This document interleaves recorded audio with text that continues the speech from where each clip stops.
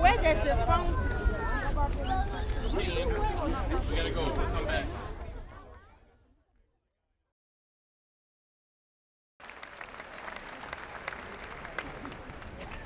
Oh, say, can you see by...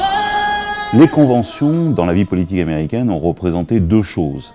Dans un premier temps, jusque quasiment à la fin des années 60, on avait des conventions ouvertes qui servaient à désigner le candidat à la présidentielle de chacun des deux grands partis. Et puis, depuis 1968, on a des conventions qui n'ont plus de mystère puisqu'on sait à l'avance qui sera le candidat. Et donc, qui ne sont plus que des événements festifs, de rassemblements symboliques du parti, mais qui sont aussi quand même des moments de formation des cadres du parti pour ce que va être la campagne par la suite.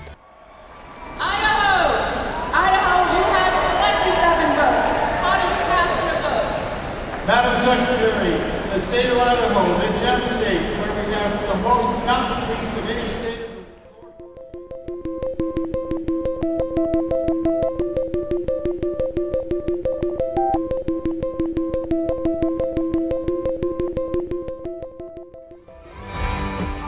La convention républicaine qui s'est tenue à Cleveland avait pour objectif de rassembler le parti derrière une figure très controversée, très critiquée, Donald Trump.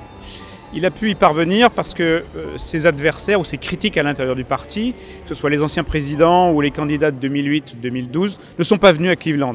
Et il s'est retrouvé avec les délégués, les électeurs qui, eux, dans un réflexe plutôt clanique, se sont rassemblés très très rapidement derrière son nom.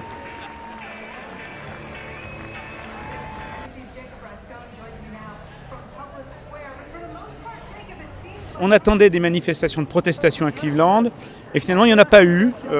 Est-ce que c'est lié aux violences qui étaient survenues quelques jours plus tôt avec la mort de policiers? Est-ce que ça a dissuadé les anti-Trump de venir? C'est difficile de dire, mais en tout cas le constat est que Cleveland n'a pas été marqué par les violences qui avaient pu se produire à Chicago, en Californie, lors de meetings politiques de Donald Trump. Thank you so much for turning out tonight. I'd like everyone to turn their attention to the United States flag and the Pledge of Allegiance. And here we go.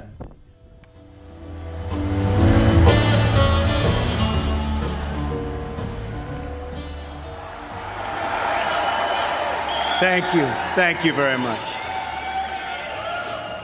Friends, delegates, and fellow Americans, I humbly and gratefully accept your nomination for the presidency of the United States.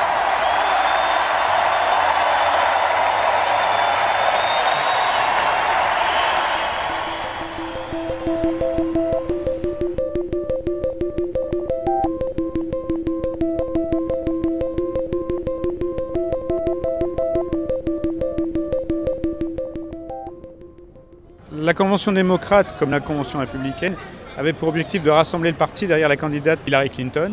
Et la difficulté pour cette dernière, c'était de se réconcilier avec une partie des électeurs qui avaient soutenu avec fougue le sénateur indépendant du Vermont, Bernie Sanders.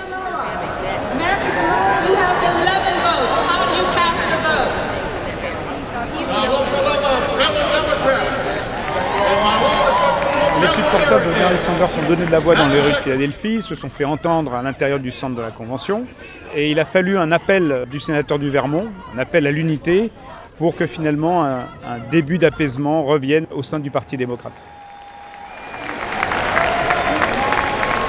We are here at this historic Democratic convention to nominate Hillary Clinton, the next president, and Tim Kaine, the next vice president of the United States.